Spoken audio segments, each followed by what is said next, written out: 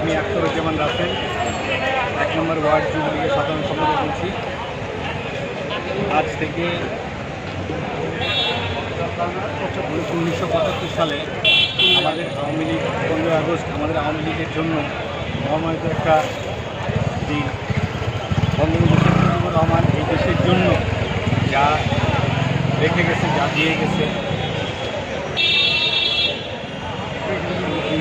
রাজাকাররা 15 August 1975 পর্যন্ত সেই রাজাকাররা ছিল।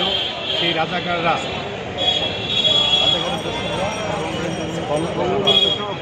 দোসররা বঙ্গবন্ধু শেখ মুজিবুর রহমানকে তার পরিবার সহকারে হত্যা করেছে এবং চেয়েছিল পুরো আওয়ামী লীগকে ধ্বংস করে দিয়ে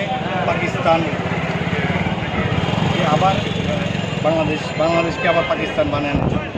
কিন্তু আল্লাহর রহমতে, আল্লাহর অশেষ রহমতে সত্য কখনো মরে না, সত্য কখনো গোপন থাকে না।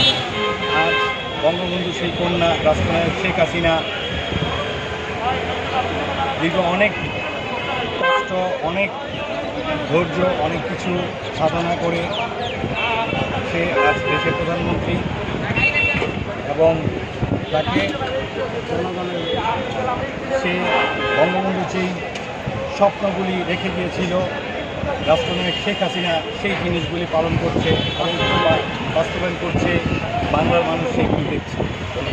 আপনি বিপ্লবের একজন নেতা হয়ে আপনি এখন এই দেশকে সামনের দিকে আর কতটুকু প্রধানমন্ত্রী শেখ হাসিনার সাথে আপনি একত্র হয়ে কতটুকু ডিজিটাল বাংলাদেশ? আসলে আমি গর্বিত বাংলাদেশে এখন বাংলাদেশের মতো একটা দেশে আওয়ামী লীগের মতো একটা সংগঠন করতে পারে আমি গর্বিত। এবং আমি বলবো না, জনগণ দেখতেছে যে বাংলাদেশের যে উন্নয়নের যে অগ্রগতি চলছে, মানুষ দেখতেছে। এখানে দলমত নির্বিশেষে আমাদের রাষ্ট্রনায়ক শেখ হাসিনা বঙ্গবন্ধুর কন্যা, সে বাংলাদেশকে যে আকারে পরিবর্তন করেছে এখন কিন্তু সেটা দৃশ্যমান।